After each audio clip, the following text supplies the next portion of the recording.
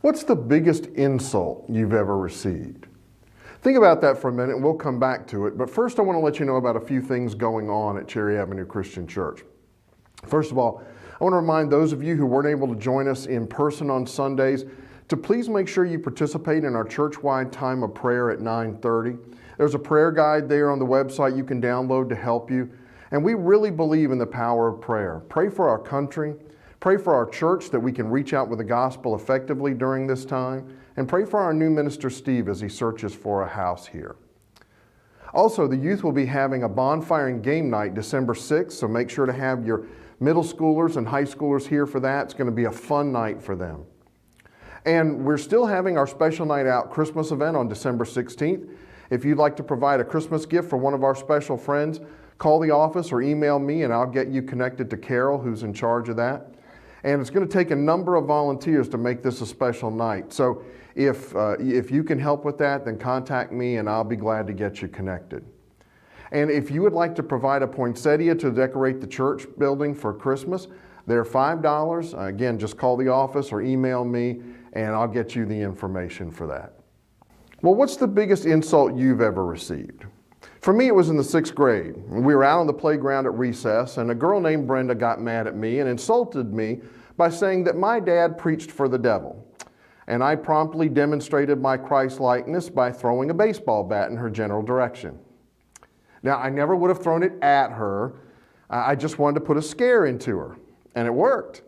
The principal rewarded my efforts with a trip to the office and a meet and greet for my backside with the business end of his nice big paddle. Had holes drilled into it to reduce wind drag. Ugh. Well, one of the oddest insults I've ever heard of happened to a minor league baseball player named Ken Crayonbuell.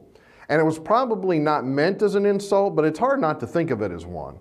He was playing for the Pacific Suns in Oxnard, California in 1998 and having a pretty good year.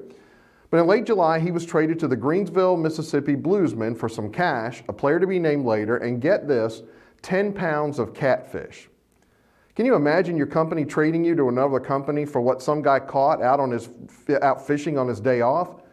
Can you imagine how he felt when he got the news? That'll really burst your bubble. That's a big self-esteem builder. And maybe you've been through something similar. You've been cut from the team even though others were not as good as you. Maybe you do most of the work behind the scenes, but you got passed over for promotion by a person who got credit for what was mostly your work. You work hard as a volunteer to put an event together only to have people who didn't do anything complain that it wasn't up to their standards. You tried to do the right thing, but you were misunderstood, misrepresented, or just unappreciated. And you end up the goat instead of the hero.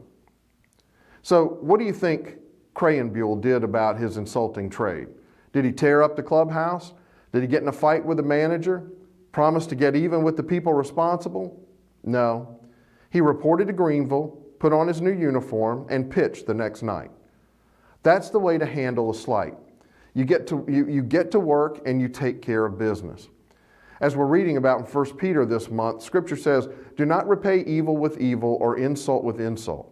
On the contrary, repay evil with blessing, because to this you were called so that you may inherit a blessing. The way you handle insults and slights is by being more determined than ever to do the job well. You work so hard that they have to regret their actions. And they might never actually come around, but you've done the right thing. And more importantly, you've handled it in a Christ-like way.